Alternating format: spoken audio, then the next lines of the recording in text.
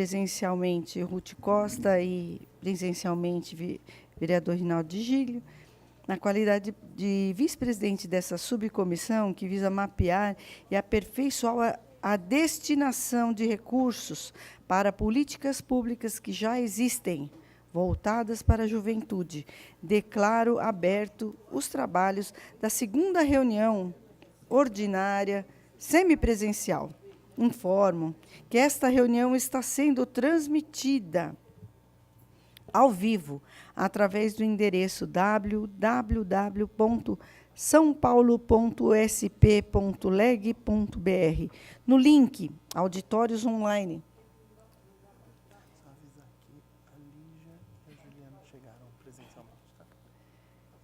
Auditórios Online, auditório virtual e nos canais YouTube e Facebook da Câmara Municipal de São Paulo. A participação poderá ser virtual na plataforma Microsoft Teams e também serão permitidas inscrições para a participação do público presente no auditório. Foram convidados para esta reunião senhora Aline Torres, secretária municipal de Cultura, representante senhora Lígia Jalantônio, supervisora da formação cultural da secretaria, que já está, segundo aqui a secretaria, online. Também, senhora... Ah, está presencial? Quem está aqui?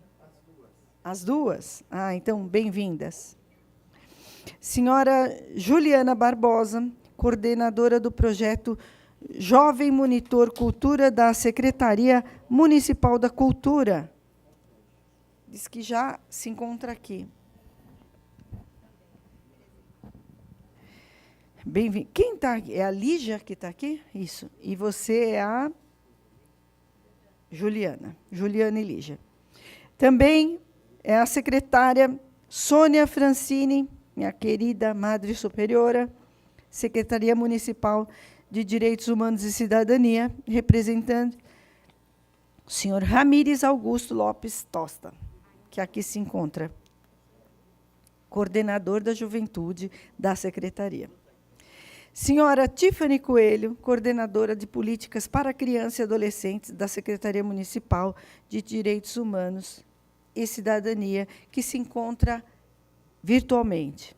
Senhor Fernando Padula Novaes, secretário municipal da Educação, com representante do senhor Roberto Rocha, coordenador da assessoria parlamentar da Secretaria de Educação. Quem se encontra aqui na representação é a assessora senhora Rosana Lima, que se encontra bem ali. Só eu terminar aqui as apresentações. Senhora Tatiane Dian, coordenadora da Divisão de Ensino Médio da Secretaria Municipal de Educação, impossibilitada de vir, não comparecerá. Comparece conosco também senhora Silvia Greco, secretária municipal da Pessoa com Deficiência, que se encontra virtualmente conosco. Senhora Renata Peluso Borba, coordenadora das políticas de projetos e inclusão da Secretaria Municipal da Pessoa com Deficiência. Encontra-se conosco senhor Newton Clécio da Silva Patrício, coordenador da ação do Fundo Território Transformadores. Também se encontra conosco doutora Isabela Vieira Machado Henrique, presidente da Comissão de Defesa dos Direitos da Criança e do Adolescente da OAB. Doutora Isabela se encontra aqui pessoalmente. Onde está?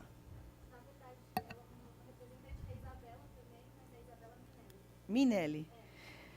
Então, é a senhora Isabela Minelli que se encontra aqui conosco como representante. Então, eu, nesse momento, iniciarei. Alguém me pediu pela ordem. Quem foi? Fui eu. Foi o senhor.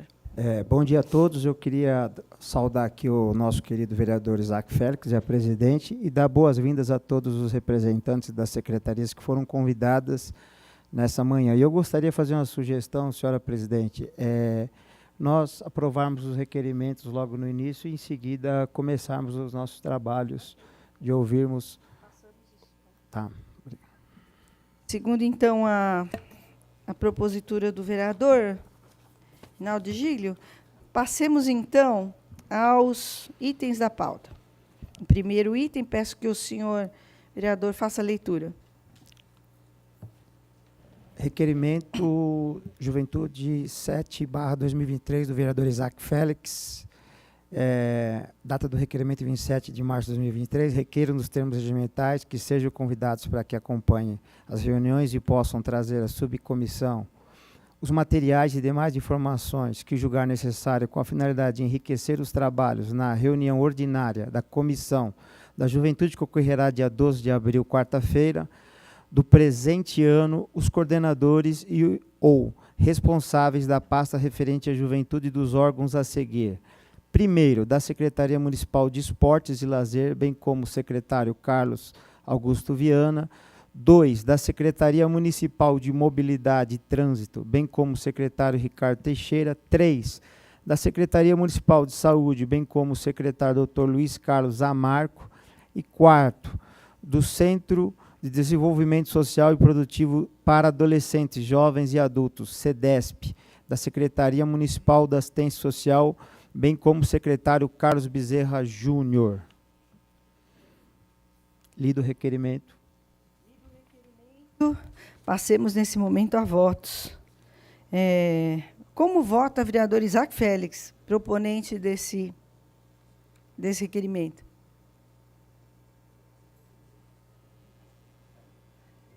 Isaac Félix, ele está online, né? Mas ele já votou? Ele deve votar a favor, porque o requerimento é dele. Mas como vota o vereador Rinaldo Gílio? Favorável. Eu também. Ruth Costa também vota favorável. Fica, então, nesse momento, aprovado, então, o requerimento. Então, por unanimidade, requerimento aprovado. Segundo Senhora requerimento. presidente, posso fazer o encaminhamento, Pode, visto sim. que é da vossa autoria. O segundo requerimento dessa comissão é da vereadora Ruth Costa, data do requerimento 28 de março de 2023. Requeiro nos termos regimentais que sejam convidados o senhor Ramires Augusto Lopes Tosta, coordenador de políticas para a juventude da Secretaria Municipal de Direitos Humanos e Cidadania de São Paulo, para participar da reunião da subcomissão e possa trazer os materiais e demais informações que julgar necessário, tendo por finalidade enriquecer os trabalhos dessa douta subcomissão com referência à juventude do município de São Paulo. Então, em discussão, não há oradores para discutir. Em votação, os favoráveis permaneçam como estão. Aprovado o requerimento. Então, eu vou, nesse momento, feita então a leitura e aprovação dos requerimentos, já está aprovado de maneira cabal aqui os dois requerimentos. Convido, nesse momento, então, solicito a senhora Lígia Jean Antônio, senhora Juliana, senhor Roberto, senhora Renata, Newton Clécio e doutora Isabela, que venham fazer parte da mesa nesse momento.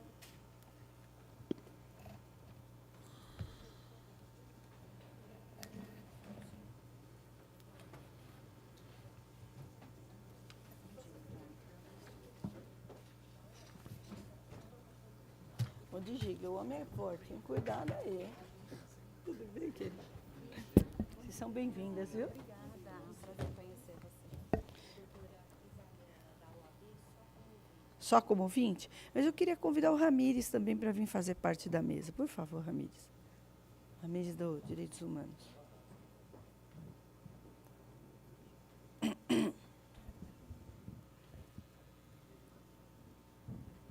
Chegou já o representante da educação? Não, ela é da OAB. Ah, da OAB. Da educação também, por gentileza. Só também como ouvinte. Então, elas solicitaram. Então, ok. Solicito, então, que a senhora Lígia faça, então, a exposição de suas atribuições no tempo de 5 minutos. Bom dia. Bom dia a todos. Antes de começar, eu quero fazer minha autodescrição. Eu sou uma mulher branca, de pele mais morena. Tenho o cabelo castanho escuro, que está encaracolado do lado direito da minha cabeça. Estou usando uma blusa estampada. Estou sentada numa cadeira aqui junto com pessoas incríveis. Nós adotamos essa prática da autodescrição nos nossos programas da Supervisão de Formação Cultural da Secretaria Municipal de Cultura para atender as questões de acessibilidade do programa. E eu sempre gosto de começar a explicação do que é a supervisão de formação cultural, porque nós somos responsáveis pelos programas de maior transformação na cidade de São Paulo. Por quê? Porque a transformação das juventudes, das crianças, dos bebês, das pessoas idosas, acontece também através da cultura. Hoje nós somos responsáveis por 6 programas. O programa PIAPI, que é o Programa de Iniciação Artística para a Primeira Infância, que atende crianças de 0 a 6 anos. O PIA, que é o Programa de Iniciação Artística para crianças de 5 a 13 anos. O Vocacional, que é um programa histórico de mais de 20 anos, que atende pessoas a partir de 14 anos. A EMIA, que é a Escola Municipal de Iniciação Artística, que atende crianças de 5 a 13 anos a mais de 42 anos na cidade de São Paulo. O Rede da Hora, que é uma das nossas políticas mais inovadoras, que atende jovens de 18 a 29 anos. E o programa Jovem Monitor Cultural, que é o motivo da gente estar aqui. O programa Jovem Monitor Cultural é um programa que ele atende jovens de 18 a 29 anos, onde eles são selecionados através de critérios que correspondem às ações afirmativas. Então, são pessoas pretas, pardas, indígenas, pessoas de baixo rendimento, pessoas que em situação de vulnerabilidade, são jovens que por muitas vezes, não tem perspectiva de mudança na vida deles. E quando eles adentram ao programa, nós temos provas, através das nossas pesquisas, de como isso transforma a vida desses jovens. Nós fizemos uma pesquisa recentemente que mostrou que muitos dos jovens, né, que saíram do programa, eles já adentraram para o mercado de trabalho e muitos deles no setor da cultura. O setor da cultura é um setor que emprega muita gente, muitas vezes de maneira informal, né? A gente tem poucos artistas, produtores, enfim, que trabalham de maneira CLT. Então,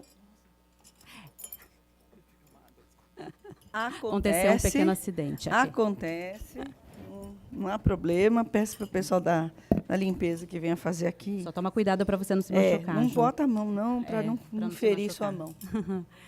Eu acabei perdendo minha linha de raciocínio, mas eu vou voltar rapidamente só para dizer, já estou encerrando, né? Já falando de movimentos transformadores da sociedade. Movimentos transformadores da sociedade. A gente tem, quando o jovem ele adentra no programa, muitas vezes ele passa a ser a maior renda da família dele. Então ele recebe uma bolsa que hoje ela está em torno de R$1.000. Tem outros benefícios, né, envolvidos nessa bolsa que ele recebe, R$1.000 a bolsa. Mas depois a Juliana ela vai especificar os outros benefícios que eles têm. E esses jovens, eles passam, além da formação teórica, né, em produção cultural, gestão cultural e outras formações que a Juliana vai explicar melhor, eles passam por uma formação prática dentro dos equipamentos da Secretaria de Cultura. Então, é uma oportunidade de você vivenciar uma experiência no próprio equipamento de cultura. Então, ele sai preparado para, depois de 2 anos dentro do nosso programa, encarar qualquer desafio no mercado de trabalho. Muito rápido. Entre a quebra do copo e a fala dela, foi muito rápido, porque podia ouvir muito mais. Lígia, muito obrigada pelas informações. Leve nosso abraço à secretária. Solicito, nesse momento, então, que já recuperada da quebra do copo, senhora Juliana, faça a exposição, então, das contribuições, também usando o tempo de 5 minutos, se necessário for. Bom dia para todas, todos e todes. Desculpa o incidente aqui, eu ia pegar um pouco de água. Já a juventude. Meu nome é Juliana Gervais Barbosa, sou uma mulher negra, jovem, estou com o cabelo black power, loiro, com a cor loiro, estou usando um vestido regata preto, e eu estou aqui. Bom, essa é uma prática, né, adotada pela Supervisão de Formação, que a gente tem a Lígia, né, como representante, E o programa Jovem Monitor Cultural é um programa muito importante, principalmente também para mim, porque eu sou ex-jovem monitora cultural, né, da secretaria, então hoje estar à frente desse programa, para mim, é muito importante, mas também muito desafiador, né?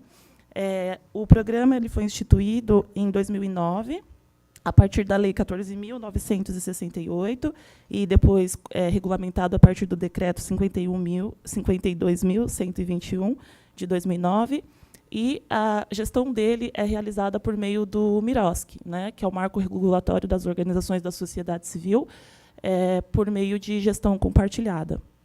Então, desde o início desse programa, é esse modelo de gestão que a gente realiza, né? O programa ele tem como objetivo principal conceder, né, e inserir as juventudes nos espaços culturais da cidade de São Paulo. Então, atualmente, ele atende 119 espaços culturais em todas as regiões, incluindo aí bibliotecas, centros culturais, teatros, casas de cultura e os departamentos também da secretaria, né? Então, lá na supervisão de formação, nós também temos jovens monitores, na comunicação, no PROMAC, em vários setores da secretaria, a Biblioteca Mário de Andrade, o Centro Cultural São Paulo, entre outros. Atualmente, a gente tem 330 jovens monitores culturais. Então, ao longo do tempo, né, a gente iniciou com uma política pública bem menor, o número, e ela foi se desenvolvendo ao longo dos anos, né, no decorrer desses 14 anos. E... Tudo bom? Bom dia.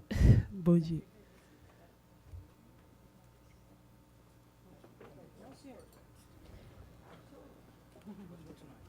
Imagina. Em 2017, o programa ele tinha 220 jovens, e aí, a partir do ano passado, em 2022, ele passa a ter 333 jovens monitores, né? Bom, os jovens têm 2 tipos de formação. Tem a formação prática, que é a formação lá no espaço cultural, onde ele fica 6 horas por dia, no máximo 30 horas semanais de formação, sendo 24 horas de formação prática. Então, os gestores dos espaços culturais, junto com suas equipes, que realizam essa formação desse jovem lá no espaço cultural, no atendimento ao público, na construção da comunicação dos espaços, nos processos de contratação artística, ou seja, né, desenvolvendo diversas atividades que compõem um espaço cultural.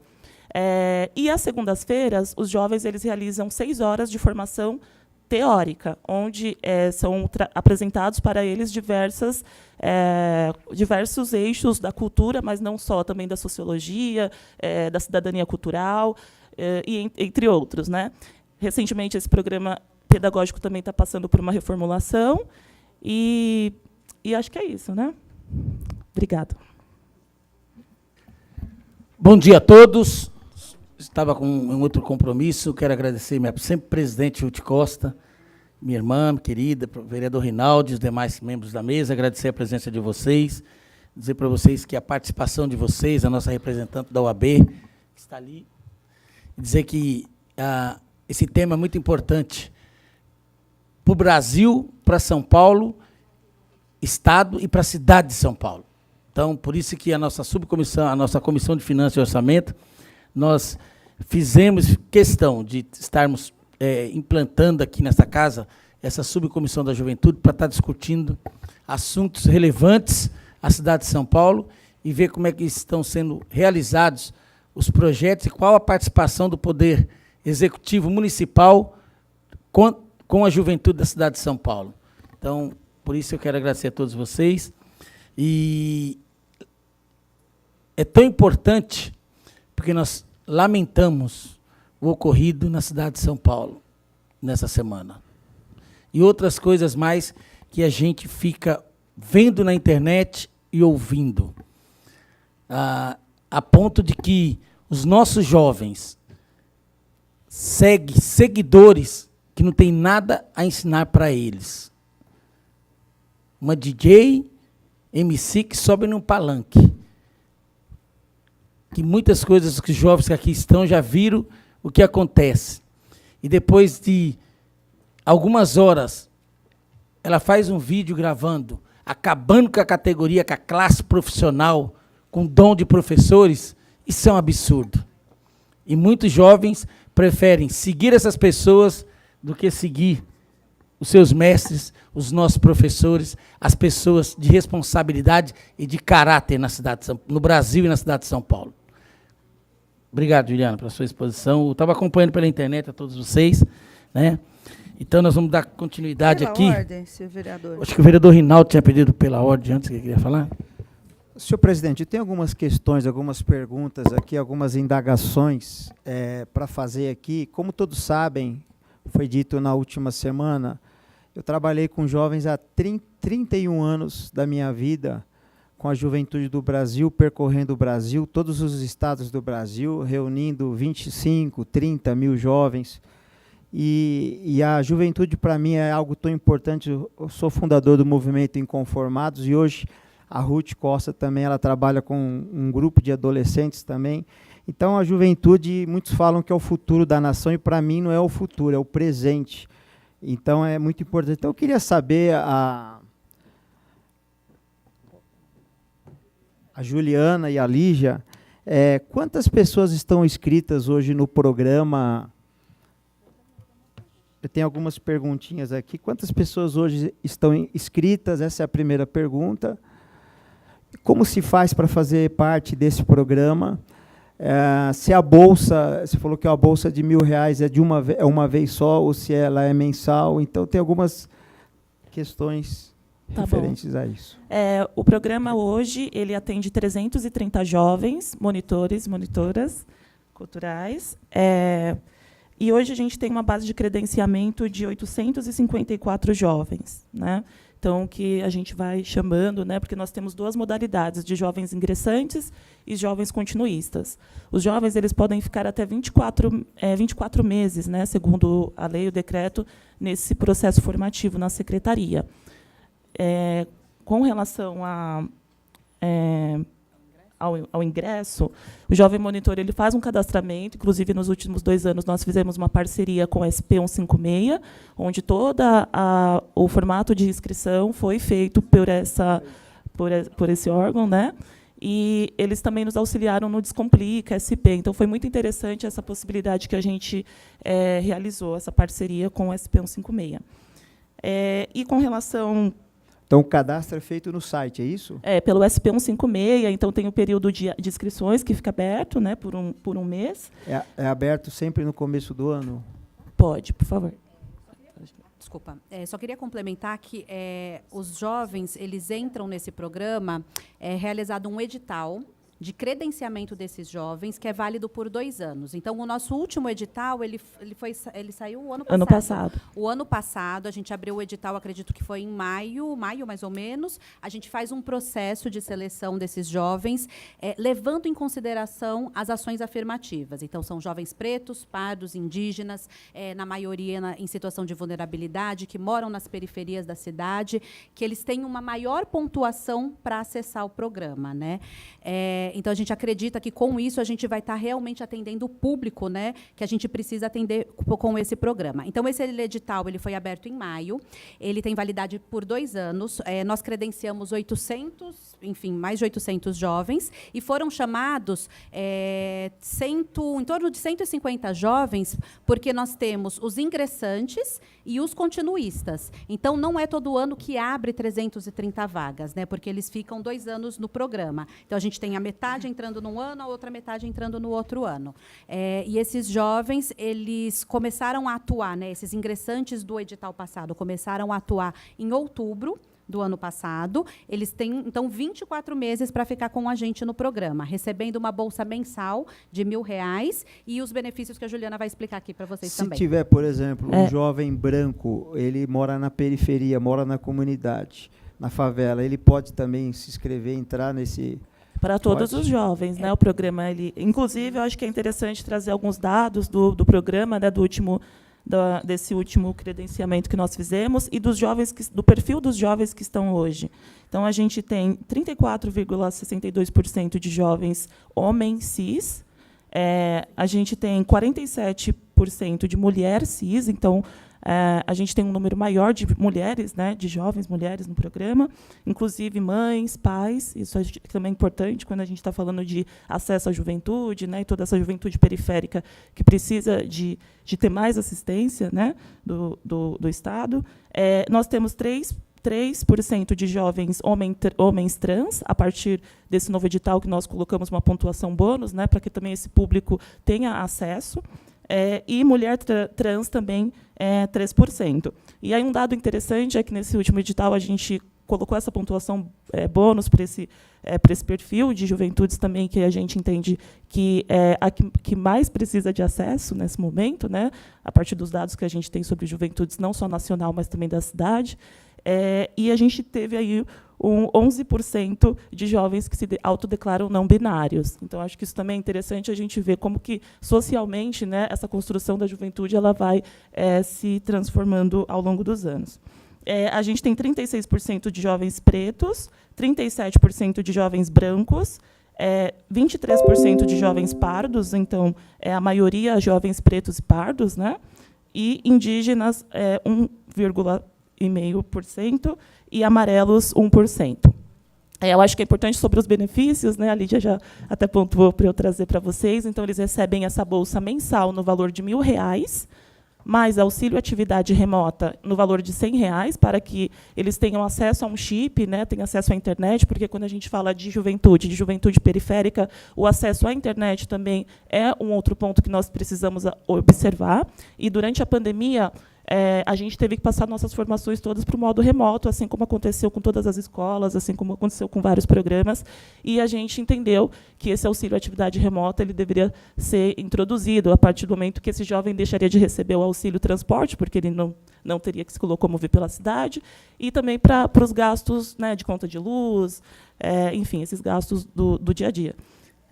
Internet, isso. E aí essa bolsa ela tinha um outro valor. Depois da pandemia, a gente conseguiu manter, né, conversando com a secretária, com o gabinete, a gente conseguiu manter esse auxílio de R$100 para que eles possam ter um plano de internet. Além disso, também R$15 de vale alimentação por dia, totalizando aproximadamente R$330 de auxílio alimentação.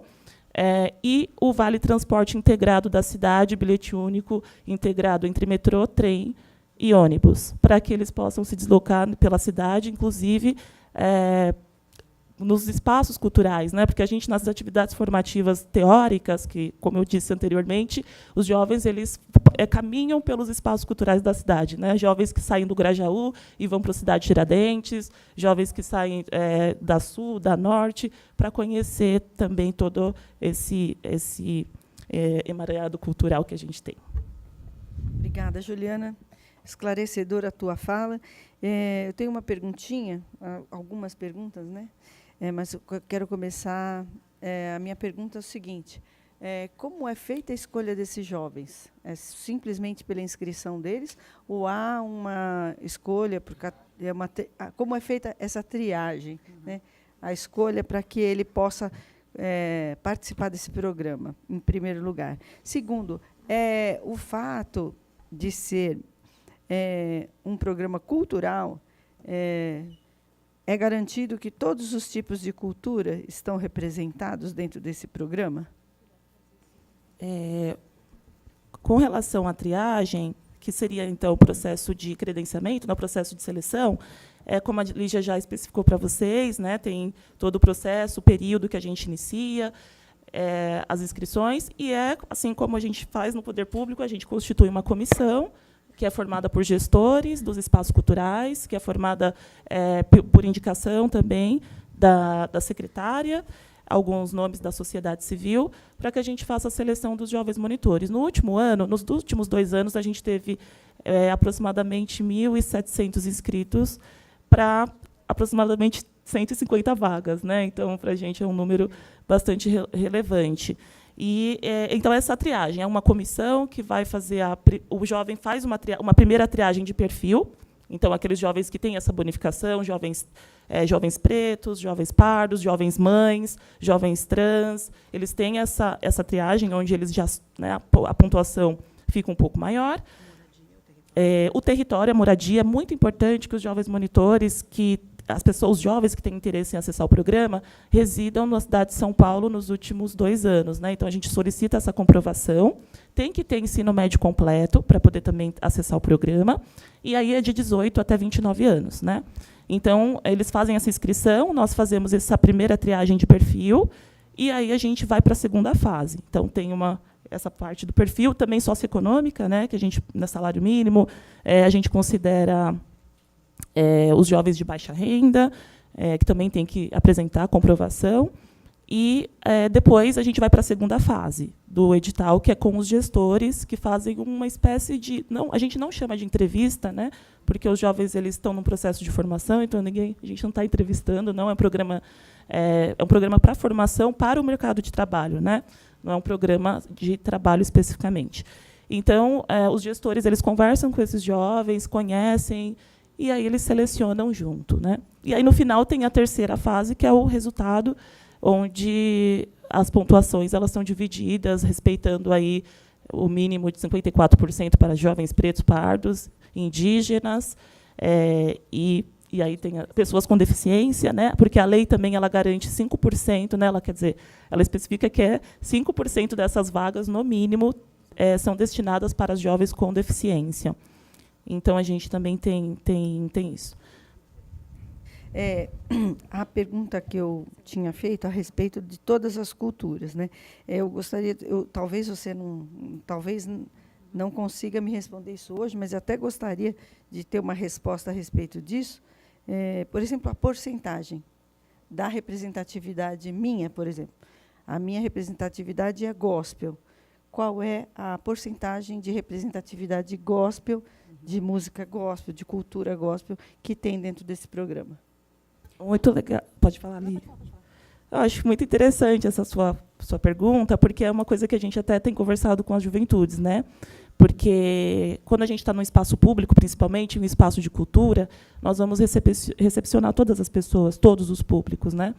E no programa a gente tem esse dado, e mais de 40% dos jovens se autodenominam cristãos, né? Seja evangélicos, seja católicos. Então, a maioria das juventudes desse programa está nesse público, se identifica nesse público. Mais recentemente, a gente tem verificado, analisado o dado que as juventudes já não estão mais nem muito colocando a religião, elas falam, né, não tenho. Mas, ainda assim, a gente tem esse número de 40% de cristãos. Desculpa, e não se trata de religião, se trata de cultura. De cultura, isso. Vamos deixar bem claro aqui para a gente não confundir o que é religião e o que é cultura. A cultura gospel é uma cultura, inclusive, que tem lei para fomento de cultura gospel. Né? Então, não é quanto à atribuição de ser cristão ou não. É a atribuição de cultura mesmo. Eu gostaria de saber assim, o dado real da inserção de jovens que praticam, por exemplo, o tipo de cultura gospel. Né? Então, assim eles como passam... tem um tipo de cultura... Cadê o pirata? Aí, hip hop, como tem pop rua, hip hop, tem cultura gospel também. Não é questão de religião, veja bem. Tem gente que é hip hop e é cristão. Tem gente que é pop rua e é cristão. E tem gente que é gospel e é cristão. Exatamente. Assim como tem Desculpa gente que pela canta colocação. gospel e não é cristão. É uma questão de cultura, só para eu esclarecer aqui. Não, mas eu acho que nessa questão, os jovens eles não são selecionados a partir da linguagem cultural, né? Quando eles acessam o programa, eles vão ter imersões e formações teóricas onde a gente vai abarcar todas as linguagens artísticas, inclusive a gospel, inclusive todas as linguagens de matrizes africanas, né, de cultura. Então, o jovem, ele porque é isso, né? Mais uma vez, o jovem recepciona os artistas, os jovens recepcionam a sociedade civil, os jovens estão nos espaços culturais com os gestores, então é muito importante que eles compreendam a importância da diversidade cultural. Só para agregar, a raiz da cultura gospel é raiz afrodescendente.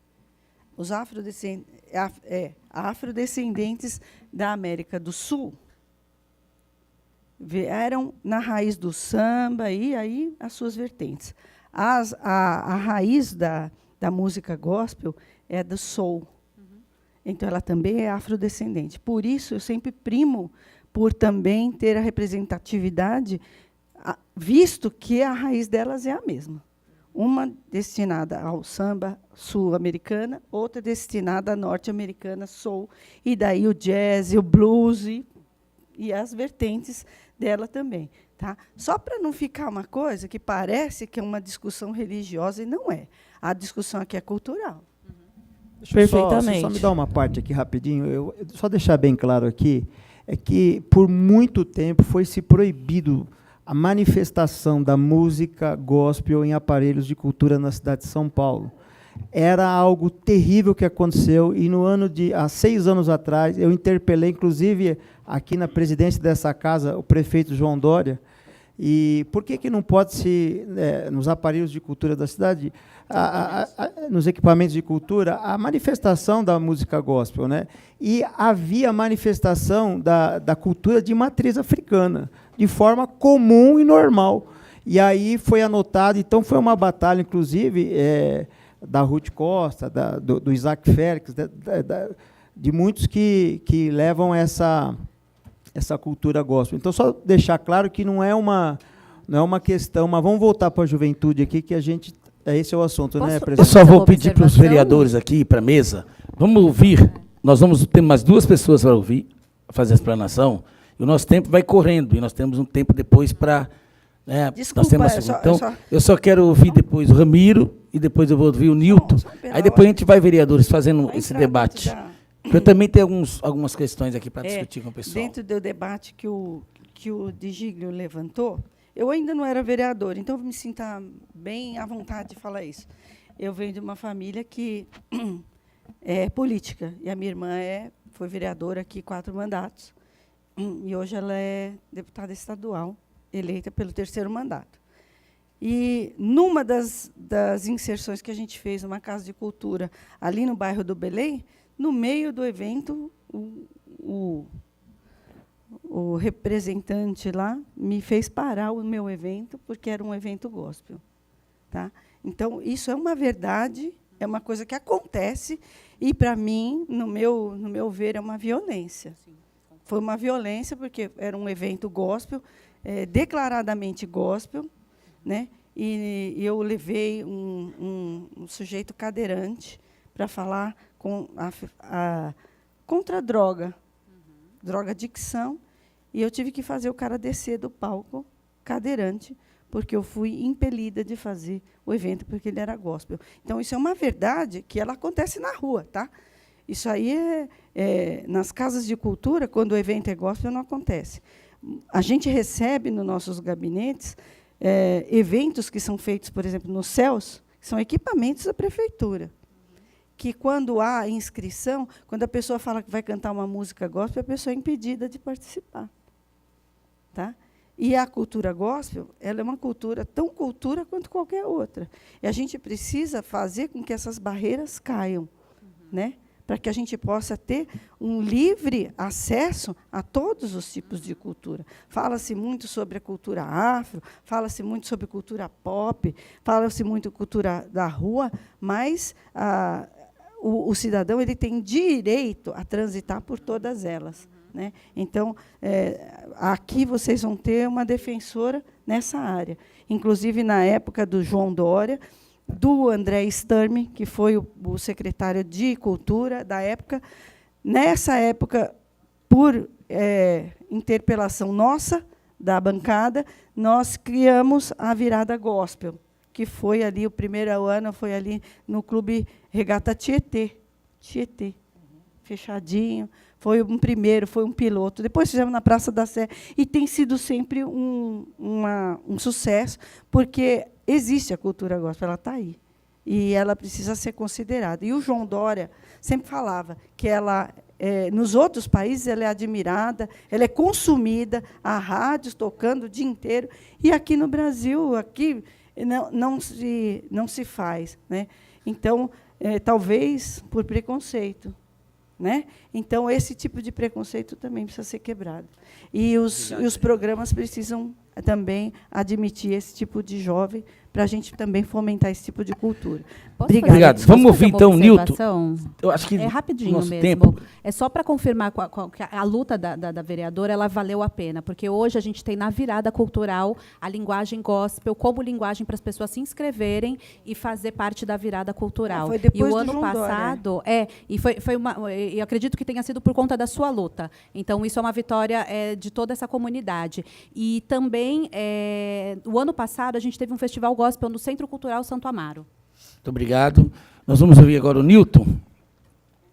Tem uma apresentação a ser feita, eu creio que já está em ponto. Nilton, fique à vontade. Obrigado. Deixa eu só verificar aqui a apresentação. Enquanto isso, eu queria dizer muito obrigado a todos, a presença também, ao convite para a comissão, muito obrigado.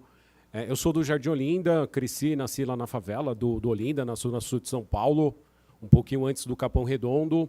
E eu, como jovem, eu vi a urbanização acontecendo e muitas coisas mudando ali naquela comunidade. Eu vivenciei isso. E aos 15 anos de idade, eu tive a oportunidade de participar de uma organização social como um jovem. E desde esta oportunidade de preparação para o mundo do trabalho, com uma pegada um pouco mais administrativa na época, eu tive uma grande oportunidade de mudar e fazer escolhas. Depois de me formar em Ciências da Computação, eu retornei e hoje eu atuo há quase 20 anos com jovens de CJs, CCA, CDESP e outras organizações territoriais. Então, estou aqui para somar ligeiramente com essa experiência e eu trouxe alguns dados, porque eu acho que é muito importante a gente se embasar nesses dados. Então, eu só queria ver se a gente consegue colocar a apresentação, por gentileza, para a gente poder... Então, represento aqui o Fundo Territórios Transformadores, que é uma ação global, ela roda em 9 comunidades diferentes, Senegal, África do Sul, México, Colômbia e outros países, e aqui na cidade de São Paulo. Eu acho que eu vou ter que chegar um pouquinho mais perto, né?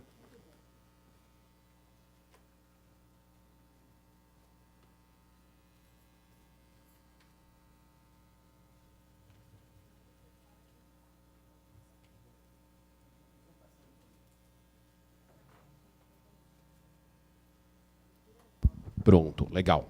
Então, gente, nós estamos falando da cidade cuja população é a maior do Brasil. Mais de 12 milhões de munícipes. Isso é muito importante a gente ter em mente, né? Pode avançar, por gentileza? Tentar novamente. Foi, legal. E aí, a gente fazendo um recorte, agora pensando na população jovem, quando eu falo jovem, estou falando de 15 a 29 anos, a gente tem uma representatividade, segundo o PNAD de 2019, de 28%. Olha como é um número expressivo. E se a gente olhar aqui no mapa, quanto mais intenso a cor marrom, é uma população maior de jovens de 15 a 29 anos. Então, veja só, a gente está falando da periferia, gente. A maioria dos jovens estão nessas quebradas distantes, né? E aí... Veja só que interessante, aqui a gente tem uma renda mensal, quanto mais intenso o azul, maior a renda dessa população de 15 a 29 anos. Então a gente tem do lado esquerdo os homens, do lado direito quem se identificou como mulher, e onde estão essas pessoas? Estão no centro, né? Então veja mais uma vez uma despolaridade nessas comparações. Outro movimento muito importante é que nos homens jovens de 15 a 29 anos, em 10 anos, teve uma queda daqueles que são responsáveis por domicílio, enquanto que as mulheres, isso houve um aumento, quase dobrou. Ou seja, a comissão precisa pensar também em propostas para esse público, né? Que agora tem uma responsabilidade maior e isso fica latente aqui pelos dados. Essa é uma distribuição também bem importante que mostra homens e mulheres e as faixas etárias estão ali com alguns recortes, mas que tem dentro das suas casas ali no mínimo 6 pessoas. Então imagina como que é essa questão de você viver em um lugar mais periférico, um lugar com uma infraestrutura um pouco mais caótica e com uma população assim, né? Eu cresci em uma casa muito cheia, eu sei como é que é. Então, quando você visitar uma casa na periferia, você vai ver que existem outros desafios que, às vezes, só uma formação ali, gente, não vai ser uma bala de prata, como a gente fala, né? São várias frentes. Aqui a gente tem um outro recorte também, jovens de 15 a 29 anos com ensino superior. Onde está a concentração? Está no centro, né? De novo, maior salário, maior concentração de estudo. Aqui a gente também tem uma questão bem importante, e aí eu vou pedir para a gente concentrar aqui, no ano de 2010, e no azul, que mostram os jovens que estão fora de atividades de progressão escolar. Então, estão fora da escola, fora de uma oportunidade técnica, fora da universidade. E quanto mais avança a idade, mais intenso fica essa questão. E aí, quando a gente faz um recorte e pergunta para os jovens de 15 a 17 anos, que é muito preocupante quem está fora da escola nessa idade, a maioria, gente, olha só o que eles falaram, não tem interesse. 40% praticamente dos meninos. Por quê? Porque não tem interesse. Agora, meninas, 25%, porque não tem interesse. Não tem interesse por quê? Porque não está interessante, de fato, a escola. Né? A formação, será que ela está sendo o suficientemente sedutora, atrativa para esse jovem? Então, a gente tem que refletir sobre esse dado, né? E tentar investigar um pouco mais o porquê essa falta e ausência de interesse. Eu, quando vou visitar a escola, eu vejo várias escolas sem nenhum... Às vezes, um professor com 3 salas. Professor que não tem uma formação para determinada disciplina, ele aplicando aquela disciplina em uma sala, porque ele está ali se virando, né? E isso não é correto, e aí vai surgir a falta de interesse, é um dos motivos. Aí eu trago um recorte aqui bem interessante, a importância da cidade de São Paulo, principalmente na lei do aprendiz. No Brasil, a lei do aprendiz, a gente tem 8,63% dos aprendizes do Brasil na cidade de São Paulo, gente. Olha a importância. E isso, apenas 51% das empresas fazem a contratação como aprendiz. Então, a comissão também tem que se empenhar um pouco mais, entender esses dados, averiguar um pouco mais, para fortalecer. A gente está falando de uma potência econômica, a cidade de São Paulo. Apenas metade das empresas praticamente contratam, que deveriam contratar por lei, fazem a contratação de jovens aprendizes. Então, precisamos debruçar para entender. Eu vou convidá-los também... Agora, no dia 16 de março, foi lançada uma pesquisa, o futuro do trabalho, do mundo do trabalho para as juventudes brasileiras. É muito interessante. Convido todos vocês a conhecerem essa. É uma pesquisa ampla, ela tem mais de 100 páginas, mas ela traz muito subsídio e a comissão talvez poderia se apropriar dessa pesquisa. E aqui, quase encerrando, pessoal, só queria mostrar uma coisa interessante. Quando a gente fala de CJ, Centro para a Juventude, CEDESP, a gente está falando de a Secretaria de Assistência e Desenvolvimento Social. A gente está falando de um público que é considerado mais vulnerável, o atendimento. O investimento aqui tem que ser maior, o tempo de progressão é maior. Quando esse jovem ele tem a oportunidade de um PEI, por exemplo, ou de um PEI com o Novotec, que eu tive a oportunidade de conhecer algumas escolas, e que tem o Novotec, serviços incríveis, formações muito interessantes de logística, e que propiciam oportunidades para o jovem, esse jovem ele começa a sair um pouco dessa vulnerabilidade. Quando ele entra numa ETEC, finaliza, ou num Senai, numa universidade, aí sim ele começa a ter um horizonte de mudança. Né? Então eu tive que começar daqui, de um CJ, né? Porque eu vim realmente de uma família com muita vulnerabilidade. Então eu deixo 4 desafios. Né? Número 1, comissão, precisamos pesquisar com mais intensidade o que realmente está acontecendo. Né? O desinteresse, o que está acontecendo? Então, uma parte, talvez, desse recurso seria para fazer uma investigação, uma pesquisa mais profunda. É preciso estabelecer indicadores que a gente vai assistir se realmente está funcionando ou não. E esses indicadores não é só nenhuma secretaria, é um conjunto. Formação. É necessário pensar na questão da formação de quem está com jovens. É muito importante isso. Não adianta a gente só pensar ali no investimento no jovem, mas quem está fazendo essa formação, esse apoio para o jovem, é muito importante pensarmos nisso. Conectar todo mundo. Se a gente, cada um, agir de um lado, sem unir a força, sem as secretarias estarem juntas, não vai funcionar. É necessário criar uma estratégia de conexão. A gente tem, imagina o seguinte, você tem uma Ferrari, ganhou uma Ferrari. Só que o seu terreno é esse aqui, para andar de Ferrari. Vai funcionar? Não, né? Então, assim, a gente tem jovens potentes, incríveis nos territórios.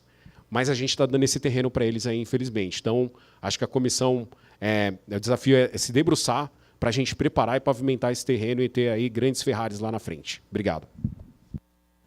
Muito obrigado, Nilton, pela sua colaboração, pela sua apresentação, pelo seu apoio a essa comissão.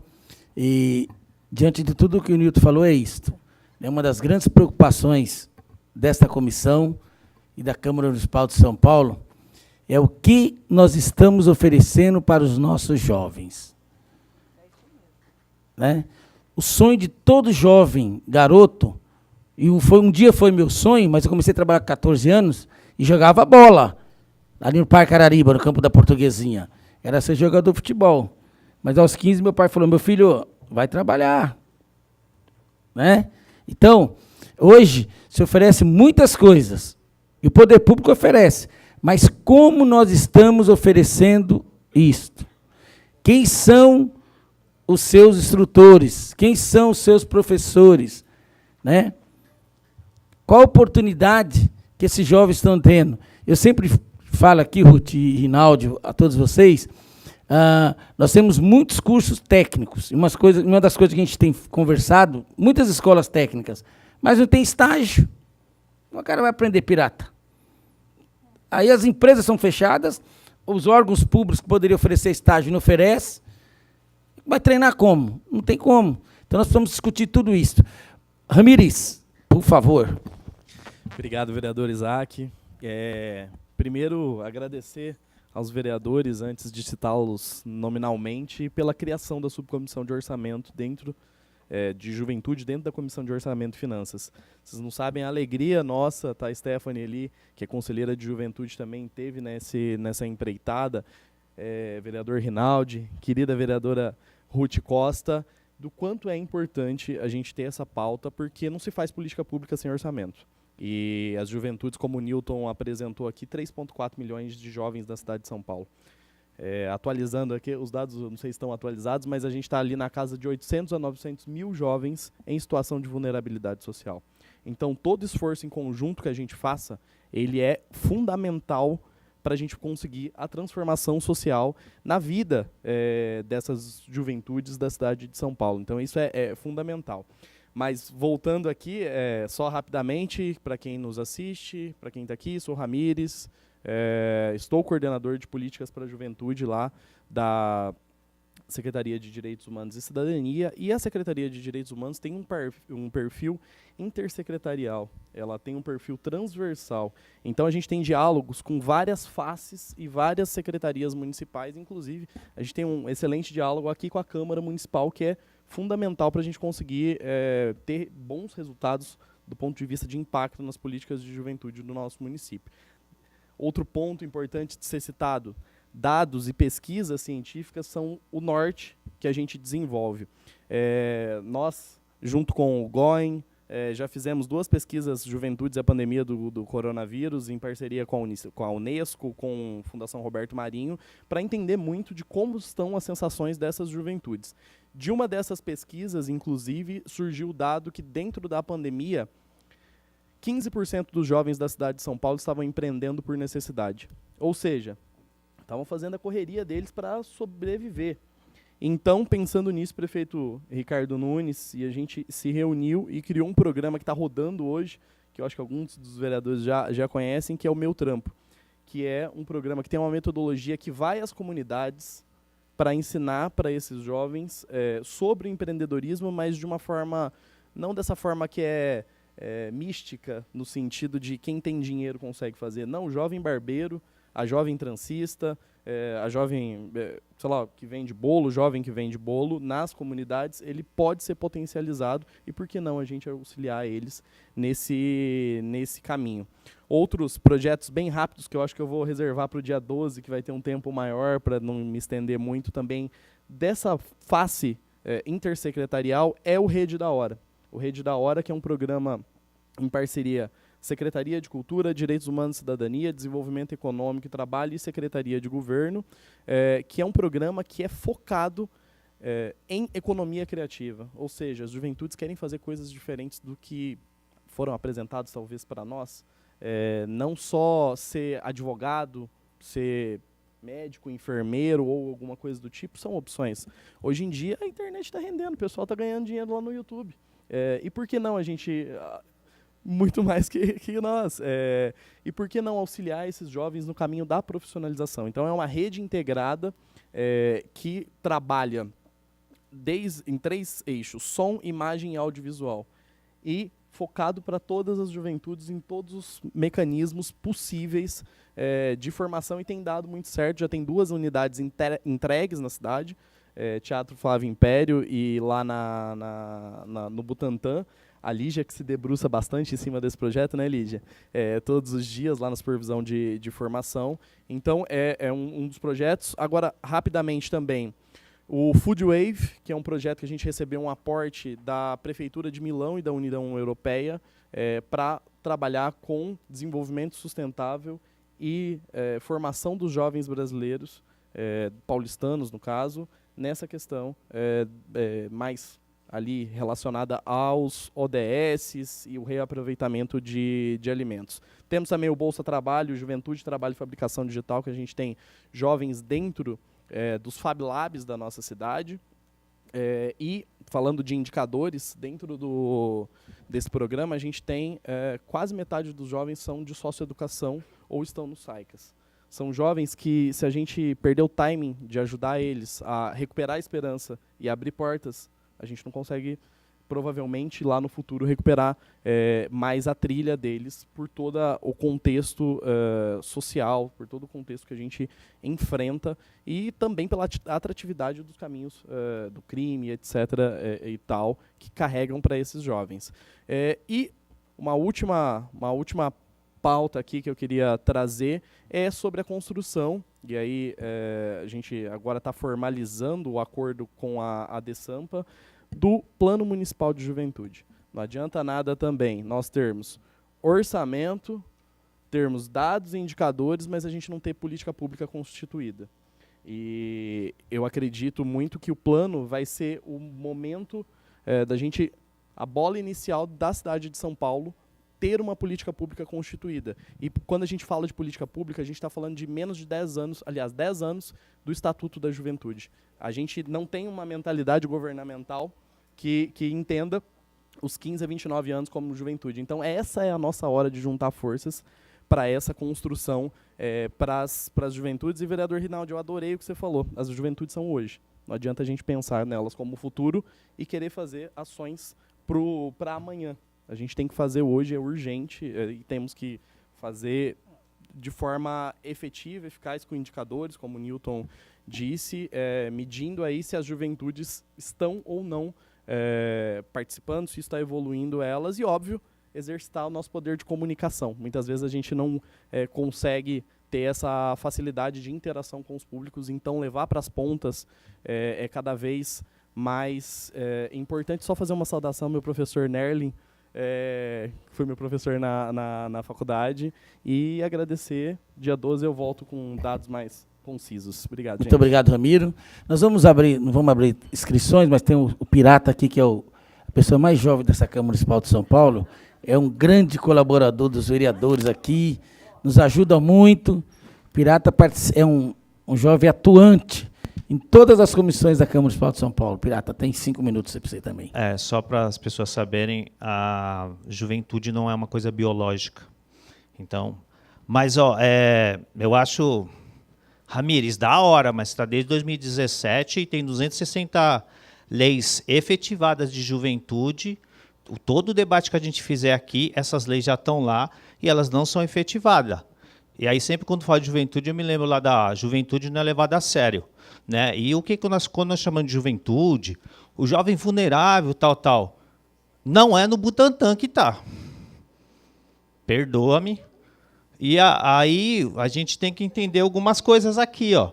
Tem jovem no Butantã, tem jovem nos Jardins, mas eles têm estrutura. Só que para defender a política pública é usado o jovem da Tiradentes, o jovem de longe mais rápido, só que os efeitos, o que é efetivados, são nos bairros nobres.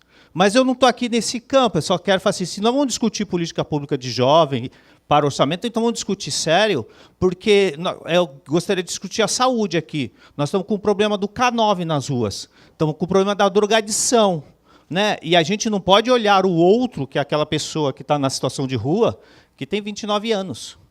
Como se for, ele só é o meu esquema para mim fazer a política e falar bonito. Eu acho que tem que efetivar. E aí, se for para discutir juventude, efetivar as políticas de juventude, Ramiro, estamos aí, tem um monte de gente querendo afim. Só que o formato que os caras levam é outra coisa da política pública. Agora, aqui para a Secretaria de Cultura, da hora o jovem monitor, mas qual é a política da saúde mental, né? Qual o efeito da política de jovem monitor, o que está acontecendo no campo real?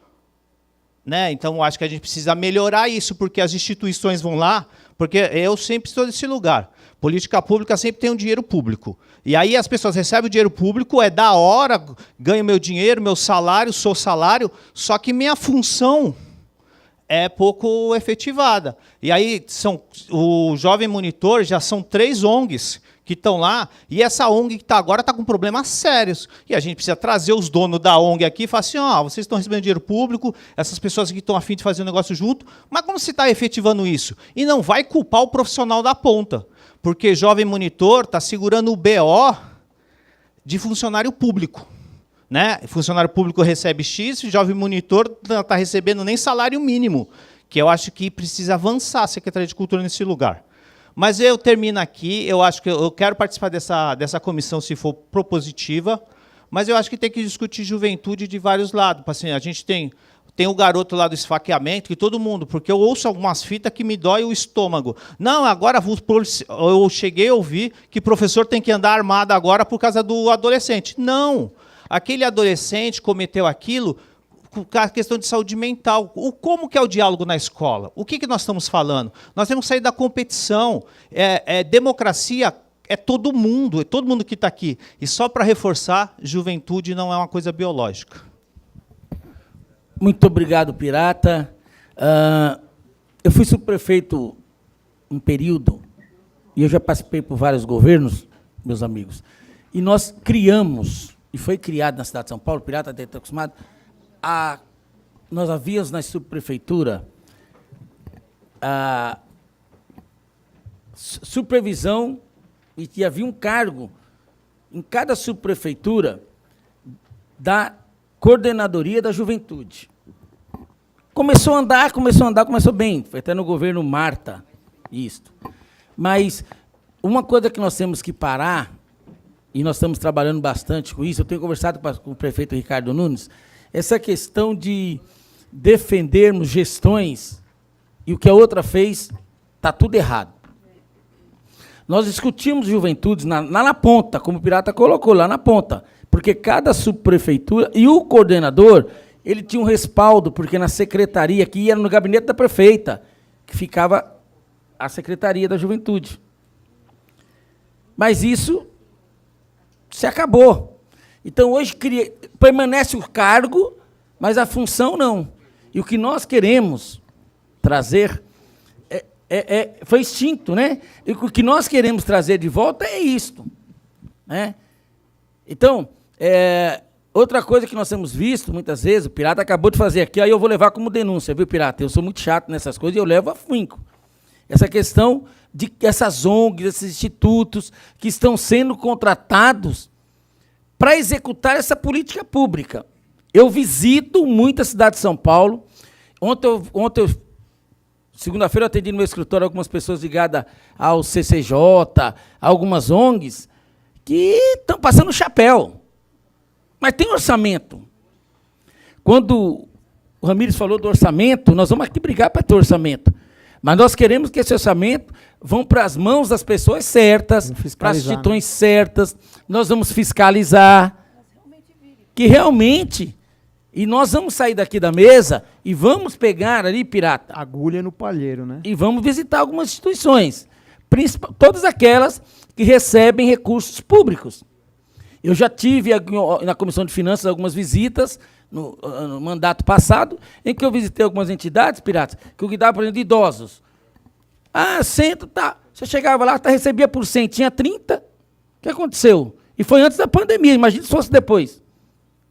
Aí eu perguntava, cadê? O orçamento está cheio. Mas então vamos receber por 30. Então, essa questão de nós vermos aqui, está aqui a Secretaria de Cultura, da Assistência, eu creio que os que estão online das outras secretarias estamos acompanhando, Ramiro, que está aí representando também, nós precisamos também ir aos locais das incertas, né? Das incertas. Eu fui secretário de Cultura de uma cidade que tem bastante cultura, que é o Embu das Artes. Eu saía de casa às 8 horas e eu ia num projeto. Quando era 11 horas, eu ia em outro. Depois eu invertia. E eu chegava lá e pegava o professor de aula de violão, não tinha ido. E quando chegava a folha lá, da instituição, o cara tinha dado todas as aulas de violão, de música, quer dizer, assinado. Só que eu sempre fui cara de rua, então eu gosto disso, de pegar e ir nos locais e ver. Então eu comecei a ver isso, os pontos de cultura. Tinha ponto de cultura, eu ficava a semana toda fechada. E eu ia lá 4, 5 vezes por semana, fotografava, fazia relatório, eu como secretário. Então depois eu fui acabando com a mordomia e com a máfia que o pessoal fez na cidade. Mas quero dizer para vocês, tudo aqui, e essa subcomissão, né, tem todo o respaldo do presidente da Câmara, do presidente da nossa comissão, Jair Tato, e nós vamos trabalhar. Por isso que nós queremos contribuição de Pirata. Eu fico feliz porque a mesa é jovem, né? Toda a nossa mesa aqui é jovem, nós estamos vendo jovens aqui talentosos, na ponta das secretarias, para abrir mesmo. Quero dizer para a Ruth que essa questão da cultura gospel, se nós chegarmos hoje, Pirata, em qualquer céus, e falar, vai ter um festival de música gospel, nós temos que ir lá em Roma, falar com o Papa, depois do Papa nós temos que vir aqui no presidente e depois por diante. Então, então é incrível, Então, existe isso, aí precisa nós, como vereador, que não é o nosso papel, às vezes intervir lá, né?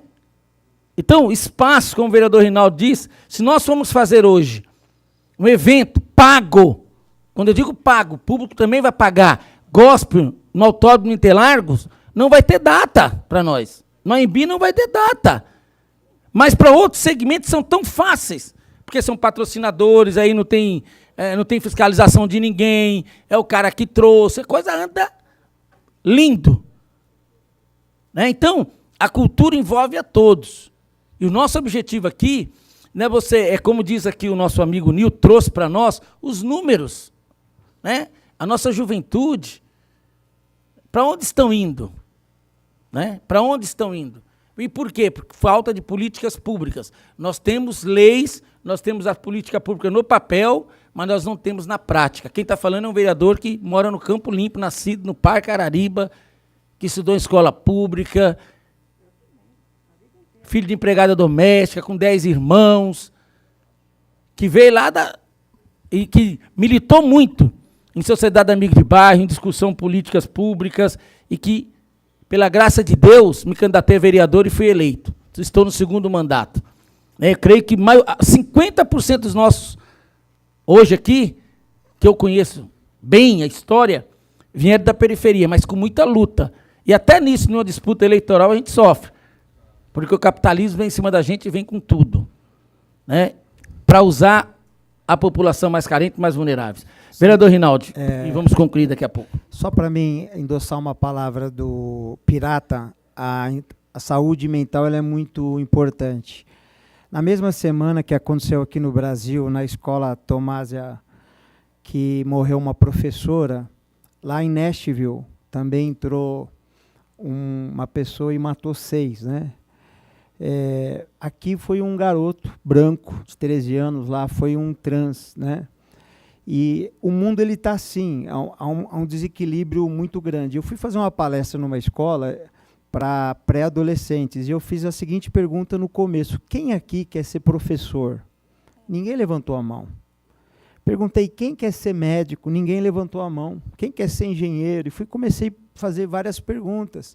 E ninguém levantava a mão, e eu fiquei assustado, né? Quando eu perguntei quem quer ser influencer digital, todo mundo levantou a mão. Então eu vi a falta a falta de educação, de instrução, de sabedoria, de conhecimento que a juventude está precisando ter, de cultura, a falta de cultura que está precisando ter. No final da minha palestra, eu perguntei quem quer ser prefeito, quem quer ser vereador, eu fiz várias perguntas. E no final eu falei, quem quer ser vereador aí? 4 moças, meninas, levantaram a mão que queria ser vereadora aí, vereadora Ruth. Falei, estou vendo esperança, estou vendo uma luz no fim do túnel, né? Então, eu expliquei da fiscalização, do cuidado da cidade. Então, está aí a importância, Pirata, do que você falou da saúde, porque foi mostrado um mapa aqui, e a periferia não tem nada para a periferia. Você está certo, está vindo do centro para fora, mas o cinturão da cidade, onde se concentra, por exemplo, da Zona Leste, sai para trabalhar 60%, onde o maior contingente são 6,5 milhões de moradores, 60% sai de São Paulo para trabalhar. Então, a cultura, o investimento, e não está vindo nada. Então, eu só queria, senhor presidente, para deixar para o dia 12, eu pedi aqui para a Secretaria de Direitos Humanos, pedir para eles aqui alguns dados sobre a questão de deficiência, o que tem sido colocado para o jovem deficiente e também para o autismo, né? Eu queria que você me trouxesse esses dados para a próxima reunião, e essa é a minha parte. Obrigado, senhor presidente. Pela ordem, vamos dar 3 minutos. Você consegue, Agnes?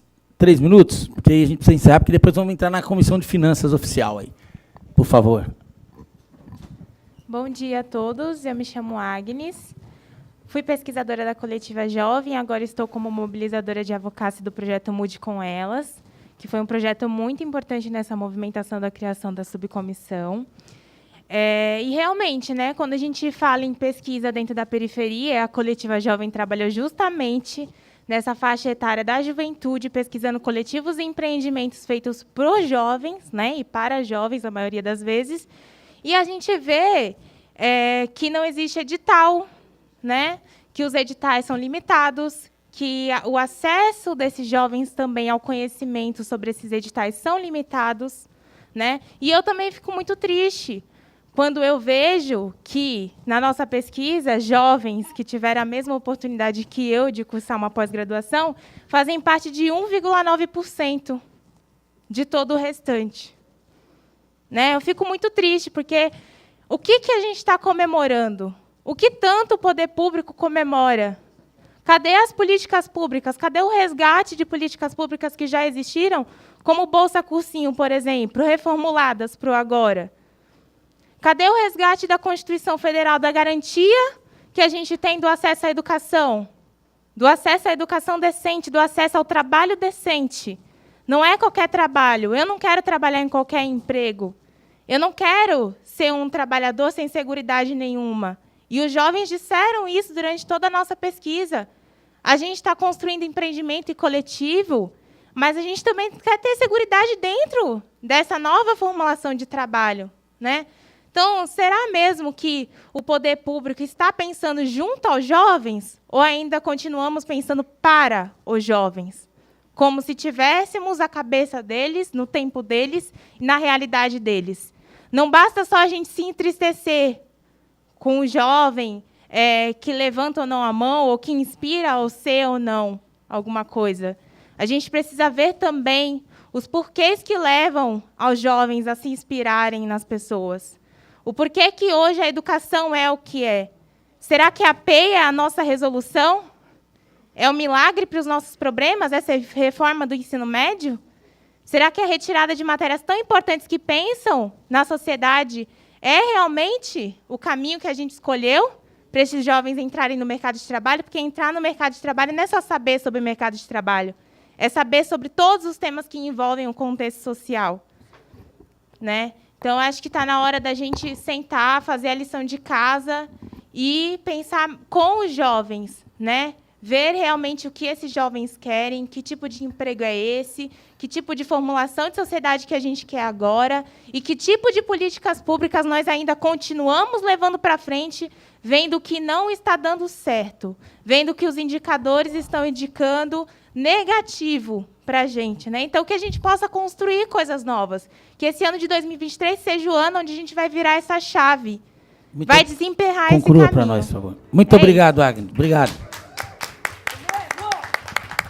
Vamos ouvir aqui a entusiasta, aqui, a Ruth Costa, nossa vereadora, e depois fazermos o encerramento. Tá bom, Ruth? 3 minutinhos, Ruth, para a gente fazer, porque o pessoal da comissão já está ali, os secretários. Eu queria só dizer que existe um dado que eu não vejo muita gente falando sobre isso, aliás, eu não vejo ninguém falando sobre isso, que é a síndrome pós-pandêmica. Quando a gente fala do garoto que matou na escola, não é um fato isolado. Essas crianças, elas são chamadas de alunos do Covid. Ah, sim, o senhor é o professor aqui, entre nós. Há de se estudar esse fenômeno dessas crianças que ficaram aprisionadas em suas casas, expostas a quê? Qual é o resultado da exposição do que elas tiveram durante a pandemia? Isso está aparecendo agora. Isso é um fenômeno que precisa ser estudado e precisa ser acolhido. Talvez com medidas socioeducativas dentro da escola, talvez, mas não imediatamente. Imediatamente a gente tem que cuidar da segurança dessas crianças e dos professores. A gente tem que ter um ambiente seguro, não só de assistencialismo, né? Ah, a criança vai para lá, vai para comer, para ficar. Não. É um ambiente seguro para poder aprender. Se não tiver um ambiente seguro, a pessoa não aprende. Isso é fato. Se não houver um ambiente seguro na escola, não há interesse, não há vontade, e também as crianças vão começar a se evadir da escola, que é o que, pela apresentação aqui do amigo, a gente já viu.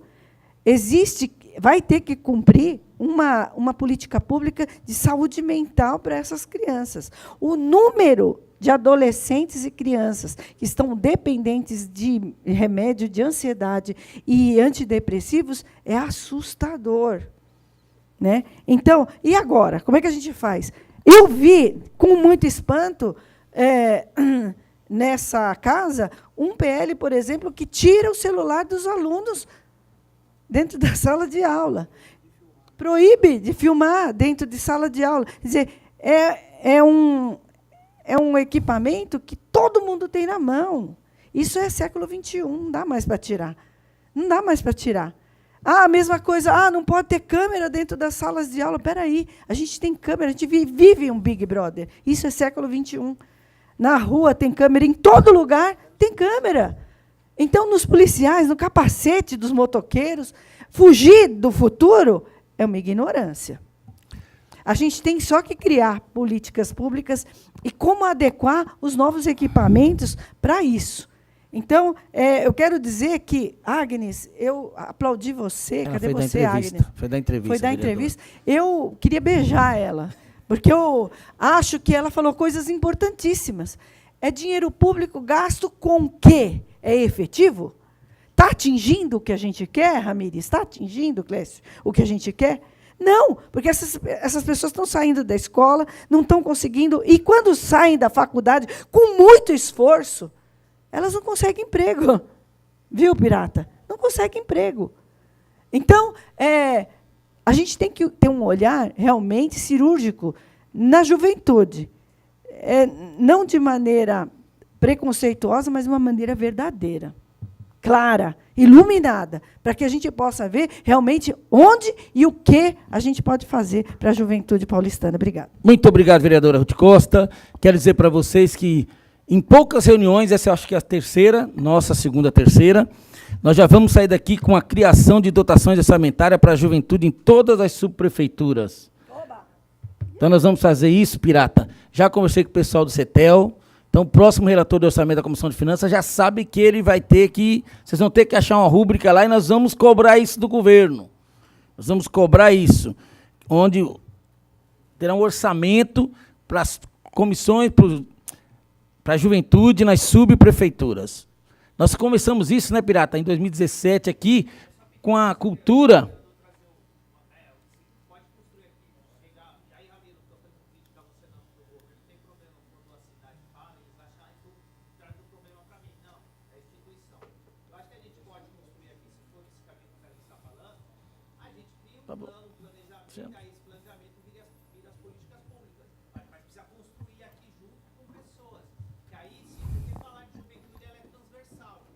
Muito bem, Pirata.